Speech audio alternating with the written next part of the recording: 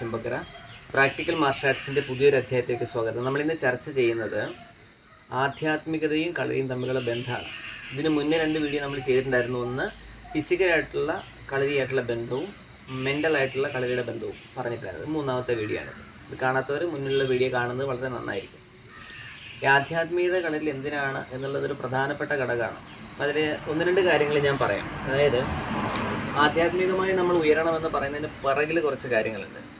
ഉദാഹരണം പറഞ്ഞാൽ, നമ്മൾ രാവിലെ വിളക്ക് കൊളുത്തുന്നു, കളരി തറയിൽ തൊട്ട് തൊഴുന്നു. ഞാൻ പറഞ്ഞിരുന്നു കഴിഞ്ഞ വീഡിയോയിൽ.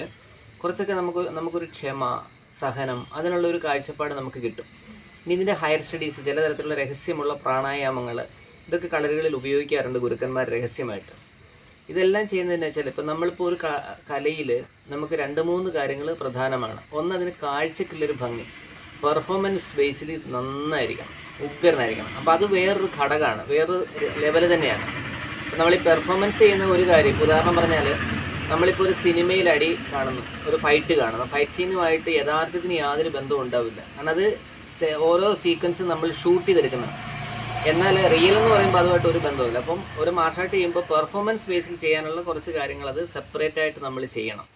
അത് നിങ്ങളെ ഒരു സ്റ്റേജ് പ്രോഗ്രാം, ഇപ്പോൾ ഉദാഹരണം പറഞ്ഞാൽ, ഒരു ഗുരുനാഥൻ വളരെ നന്നായിട്ട് പെർഫോം ചെയ്യുന്ന ആളാണ്. അയാൾക്ക് സംസാരിക്കാൻ അറിയത്തില്ല, അയാളുടെ ഇത് കഴിവുകേടായിട്ട് വരാൻ ചാൻസ് ഉണ്ട്, ഇല്ലേ? ഇനി ഒരാൾ നന്നായിട്ട് സംസാരിക്കും, നേരെ തിരിച്ച് അയാൾക്ക് പെർഫോം ചെയ്യാൻ അറിയത്തില്ലെങ്കിലോ അതൊരു പ്രശ്നമാണ്. പ്രാക്ടിക്കലായിട്ട് ചെയ്യാൻ അറിയത്തില്ലെങ്കിൽ ഇതിൻ്റെ എല്ലാ കാര്യങ്ങളും പോവുകയും ചെയ്യും. അപ്പോൾ ഇതെല്ലാം ഇത്രയും ലെവലിൽ തന്നെ നമ്മൾ കണ്ടാൽ മാത്രമേ ആവുള്ളൂ.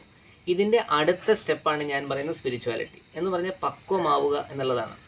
പക്വമാവുക എന്നുകൊണ്ട് ഉദ്ദേശിക്കുന്നത്, ഇപ്പം നമ്മളൊരു 4 ദിവസം ക്ലാസ്സിന് പോയിട്ട് വരുമ്പോൾ, ഇപ്പം നമ്മളിവിടെ തന്നെ ശ്രദ്ധിക്കാറുണ്ട്, കുട്ടികൾ പഠിക്കാൻ വരുമ്പോൾ ഒരു 6 മാസമൊക്കെ വരുന്ന സമയത്ത് ഇവർക്കിത് എവിടെയെങ്കിലും കൊണ്ടൊന്ന് പ്രാക്ടീസ് ചെയ്ത് നോക്കണം. അങ്ങനെ ഉപദ്രവിക്കൽ, അങ്ങനെയൊക്കെ ഉള്ള പരിപാടികളൊക്കെ വരും.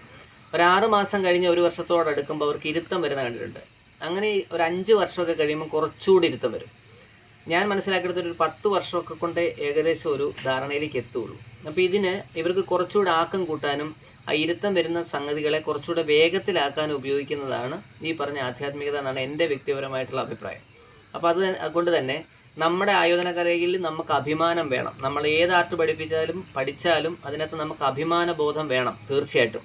എന്നാൽ അതുപോലെ തന്നെ മറ്റ് ആർട്ടുകളോടും നമ്മൾ ബഹുമാനം കാണിക്കണം. കാരണം വെച്ചാൽ അതിനകത്തും കുറച്ച് കാര്യങ്ങളുണ്ട്. അപ്പം ചിലപ്പോൾ നമ്മൾ പറയുമ്പോൾ ഈ ആർട്ട് നല്ലതാണ്, മറ്റേ ആർട്ട് ഇതുമായിട്ട് ബന്ധപ്പെട്ട് മോശമാണ്. അതിൽ നമ്മൾ കണ്ടിട്ടുള്ള ആർട്ട് മോശമായിരിക്കാം, പക്ഷെ അതായിരിക്കണമെന്നില്ല എൻ്റെ റിയൽ.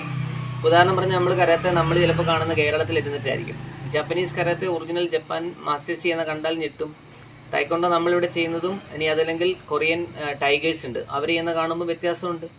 അതിൻ്റെ ആ ജെനുവിൻ ആയിട്ടുള്ള കണ്ട് നമ്മളതൊന്ന് പഠിച്ച് മനസ്സിലാക്കിയതിന് ശേഷം പറയുമ്പോൾ കുറച്ചുകൂടെ നല്ലതായിരിക്കും. ഞാൻ പണ്ട് പറഞ്ഞിട്ടുണ്ട്, കരാട്ടെ എന്ന് പറയാറുണ്ട്, അല്ലേ? കരാത്തെ എന്നാണ് നമ്മൾ പ്രൊനൗൺസിയേഷൻ. അതുപോലും പറയാതാണ് അത് തെറ്റാണെന്ന് പറയുന്നത്. ഇപ്പോൾ കുൻഫു എന്ന് പറയാറുണ്ട്, കുങ്ഫു എന്നാണ് നമ്മൾ പറയാറുള്ളത്. അപ്പോൾ അവിടെ എന്താണ് സംഭവിക്കുന്നത്, അതിനെക്കുറിച്ച് യാതൊരു വിവരമില്ലാതായിരിക്കും അത് പറയുന്നുണ്ടാവുക. അപ്പോൾ ഇതിൻ്റെ എല്ലാം പ്രശ്നം എന്ന് വെച്ചാൽ, ഞാൻ കണ്ടെത്തോളം ചെറിയ സമയം കൊണ്ട് പഠിച്ചിറങ്ങുന്നവരാണ് ഈ പ്രശ്നം ഉണ്ടാക്കുന്നത്. അവരെന്ത് ചെയ്യുമെന്ന് വെച്ചാൽ മറ്റുള്ളവരെ വെല്ലുവിളിക്കുകയും അല്ലെങ്കിൽ കാണിച്ച് കളയാമെന്ന് പറയുകയൊക്കെ ചെയ്യും. അതിരുത്തം വരാത്തത് കൊണ്ട് ഇതിൻ്റെ പ്രശ്നങ്ങളാണ്.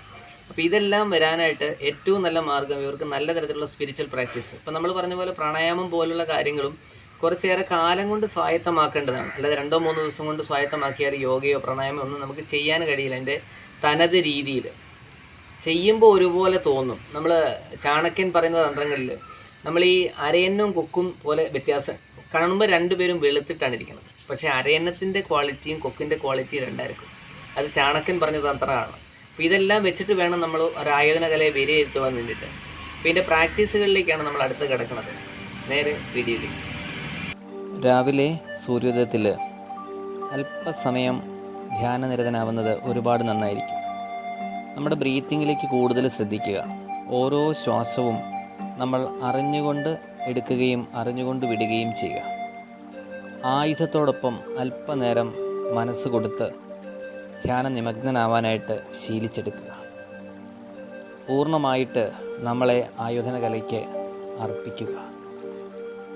എന്ത് ചെയ്യുമ്പോഴും പൂർണ്ണബോധത്തോടുകൂടി ധ്യാനത്തോടുകൂടി ചെയ്യുവാനായിട്ട് ശീലിക്കുക. ആയുധമെടുക്കുമ്പോഴും മനസ്സ് ശാന്തമാക്കാൻ ശ്രദ്ധിക്കുക. വളരെ പ്രസിദ്ധമായ ഈ ചിത്രം നിങ്ങൾ ശ്രദ്ധിക്കുക. നമുക്ക് ഒരവസ്ഥയിലേക്ക് എത്തിച്ചേരാനാവും, മറിച്ചത് വില കൊടുത്ത് വാങ്ങാനുമാവും. വില കൊടുത്ത് വാങ്ങുന്നിടത്തായിരിക്കും ആൾക്കാർ കൂടുതൽ ഉണ്ടാവുക. ഒരു ധാരണ കിട്ടിയിട്ടുണ്ടെന്ന് ഞാൻ കരുതുന്നു. എങ്ങനെയുണ്ട് നിങ്ങളുടെ അഭിപ്രായങ്ങളൊക്കെ അറിയിക്കുക. ഇങ്ങനെ വേണ്ടേ പോകുവാനായിട്ട്. അടുത്ത വീഡിയോയിൽ കാണാം. നന്ദി, നമസ്കാരം.